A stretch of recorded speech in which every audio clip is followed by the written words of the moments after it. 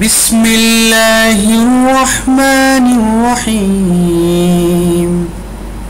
নাসিরিল হজ্জ ইয়াতুকা রিজালান ওয়া আলা কুল্লি দামিরিন ইয়াতিনা মিন কুল্লি ফাজ্জিন আমিক।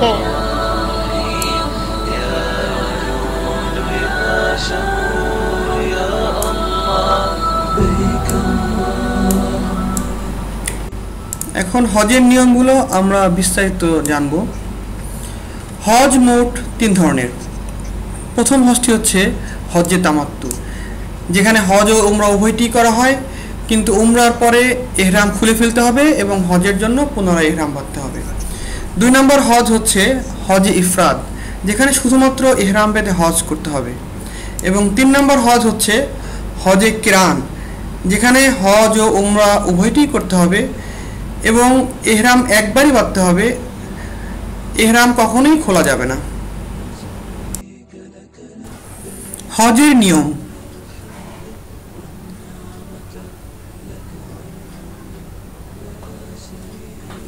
প্রথমেই ইহরাম বাঁধার জন্য কিছু প্রস্তুতি রয়েছে।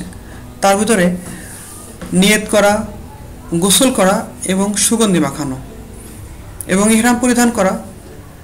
ইহরাম পরিধানের পরে 2 রাকাত নফল নামাজ আদায় করা এবং তালবিয়া পড়া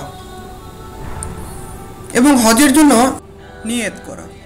হজ্জে তামাত্তুর জন্য, হে আল্লাহ, আমি উমরা করতে চাই, তুমি আমার জন্য তা সহজ করে দাও এবং কবুল করো।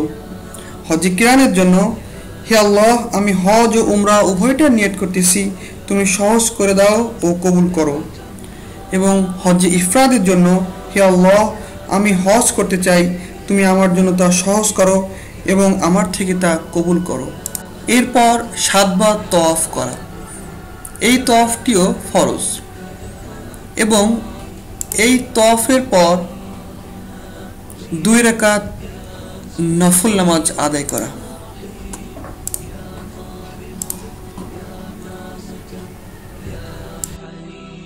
তওয়াফের পরে সাই, সাফা ও মারোয়া নামক পাহাড়ের মাঝে বিশেষ নিয়মে 7টি চক্কর দেওয়া, এর নামই সাই।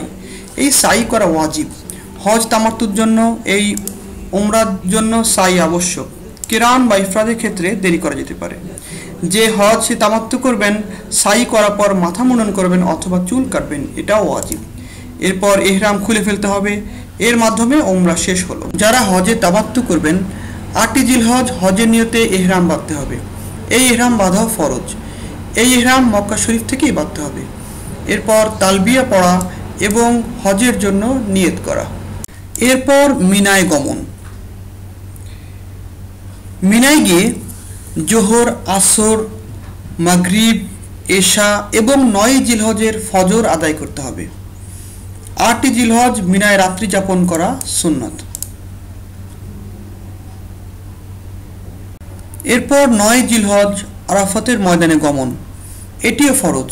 এখানে বেশি থেকে বেশি আল্লাহর কাছে দোয়া করা এবং জিকির করা।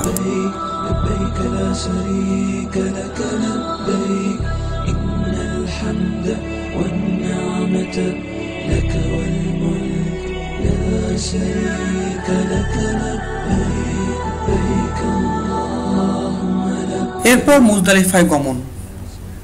মুজদালিফায় 9 জিলহজ রাত্রি যাপন করা, এটা ওয়াজিব। মিনায় ফিরে আসা। 10 জিলহজ মিনায় ফিরে এসে জামরায় আকরায় পাথর নিক্ষেপ করতে হবে, এটা ওয়াজিব। এরপর কুরবানি করা। 10 জিলহজ কুরবানি করা, এটা ওয়াজিব। এরপর মাথা মুন্ডানো অথবা চুল ছোট করা, এটা ওয়াজিব।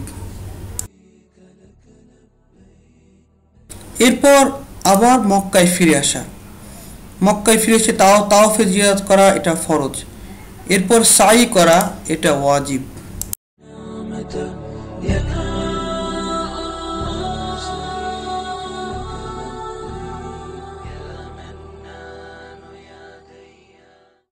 তোয়াফ এবং সাইর পরে আবার মিনায় গমন। মিনায় প্রত্যেক দিন 3 জামরায় কঙ্কর নিক্ষেপ করতে হবে, এটা ওয়াজিব।